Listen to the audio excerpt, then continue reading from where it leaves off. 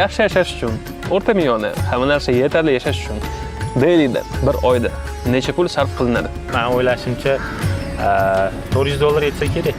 Yetadi. Yashash joyi bilan, arendalar bilan birga. Yashash joyi. Bu talabalar uchun bo'lsa kerak. Talabalar uchun, ya'ni o'rta miyoni. O'rta miyoni.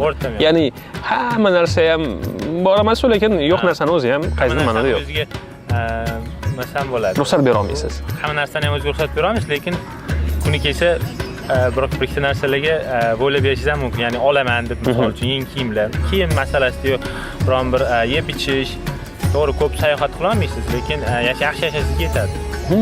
Anchagina arzon, chunki hozirgi kunda $400 mayli O'zbekiston miqyosida emas, balki Toshkent miqyosida yetmasa kerak.